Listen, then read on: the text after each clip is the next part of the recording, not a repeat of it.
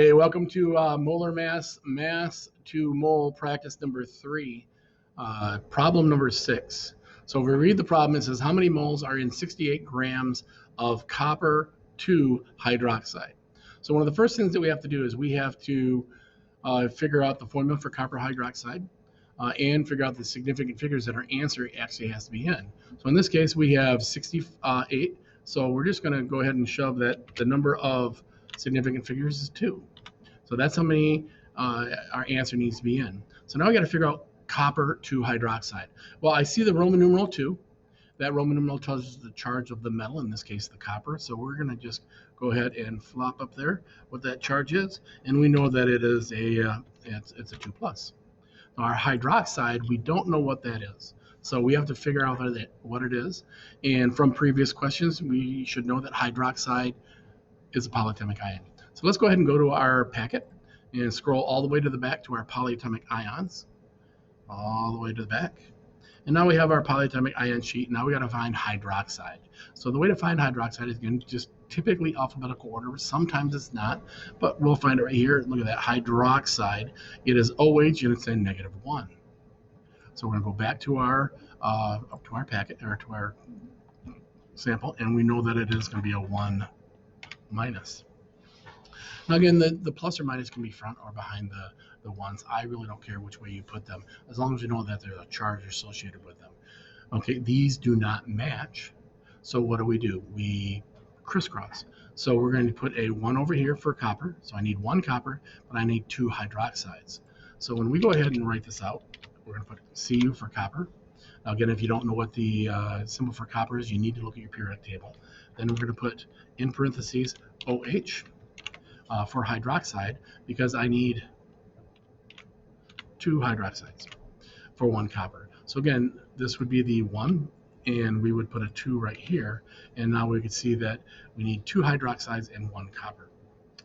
And that would be our formula for copper 2 hydroxide.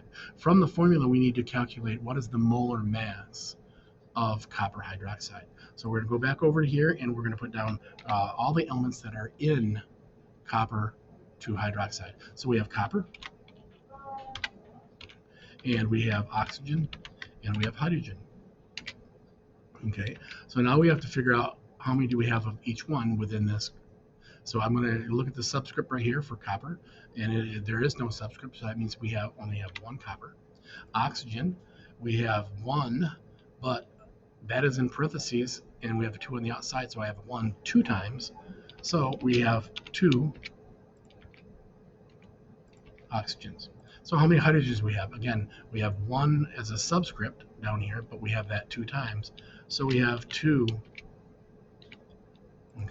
hydrogens. Now we have to go out and figure out the how much does 1 mole of each one of those elements weigh. So we got to use the periodic table.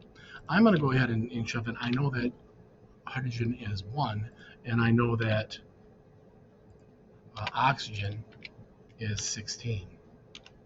So we're going to go ahead and put that all the way over there. But I don't know what copper is. That's a good thing that we have our packet. We can go ahead and look at our periodic table, and we pull that back up, scroll back up to our periodic table. Okay, and when we look at our periodic table, we find copper. Copper is right here. So copper is 64 grams for 1 mole. So let's go back and go in here, and we're going to put down 64 right there. And then we're just going to say find out what each one of those equals. So 2 times 1 equals 2. 2 times 16 equals 32. Okay, so hopefully you'll be able to figure that out. And then 1 times 64 equals 64.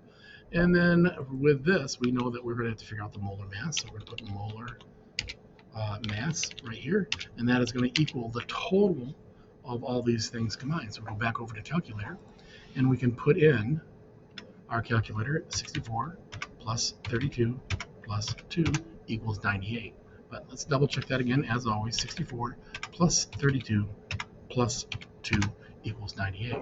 So our molar mass of copper 2 hydroxide is going to be 98 grams. And we're going to go ahead and say that that is our molar mass right there. So we're going to copy that, and we're going to add that down here to that. Okay, Okay, so that's our molar mass. And we're going to drop that down to what we're talking about. So what's the next deal? Well, the next deal is we have to go ahead and start off with what element that we have. So we're going to go back to the original problem, and it says we have 68 grams of this copper 2 hydroxide. So we're going to go ahead and put in 68 grams of copper 2 hydroxide, and we're going to go ahead and copy that and put that right there. Actually, I'm going to copy this one, and the reason because I don't have to change it, so we're going to copy, put it right there, and put paste. After we get done with that, we're going to put in our times and our line. Now again, when we get to this point right here, we have to make sure that we put the right thing on top and the right thing on bottom, because we're going to use a conversion factor. And again, typically our conversion factor is 1 mole of this substance equals the molar mass of that substance. So here's the molar mass, and that equals 1 mole. So where do we put our 98 grams? Well, that goes on bottom.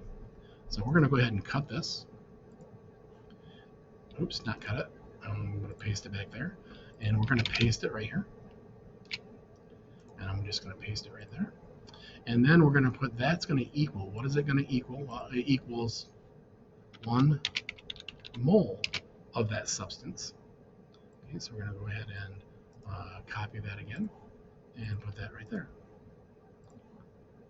Okay, and then we're going to underline that. Now, one of the things we have to do with that is we know that that's going to equal something else, and I'm going to get rid of that underline. Okay, so what can we get rid of first? So we always have to look at that. So I have grams of copper 2 hydroxide up here, and I have grams of copper 2 hydroxide down here. So we're going to take that and we're going to run a straight through that to get rid of it. So we're getting rid of it. It's not there because, again, remember, if it's there, we have to put it in our answer. So we're left with moles of, so we're just going to cut and copy this right here, and we're going to copy, and we'll put that right there, and then I'm going to highlight it and take the thing underneath it. So while we're doing that, I'm just going to move myself up here just a little bit, and so now we can go ahead and do the math. So we're going to take 68 times 1 divided by 98. So we're going to put that in there. So I have 68 grams. We're going to multiply that by 1, which we don't have to do that, right? I like to do it because I like to show it. And then we're going to divide by our 98 grams. And we're ending up with 0.638. So I'm going to put that in here. 0.638. Okay, 0.69. Always got to look at your number. So there's my number, 0.6938. We're going to put that, but we need it in 2 significant figures. So this 0 right here is not significant because all preceding zeros are never significant. So we're going to put our line right here. The 3 after it says that we drop that off, so I'm just going to get rid of it. And there we go. 68 grams of copper 2 hydroxide equals 0.69 moles of copper 2 hydroxide. We're going to go ahead and highlight that, and we're done. There's our answer, and so we've figured it out. Hopefully this helped you out and helped you understand how to do the next step. Again, the assessment's going to be probably the day after tomorrow, so make sure that you understand what's going on, and if you have questions, you need to ask. As always, go Mohawks. Nelson out.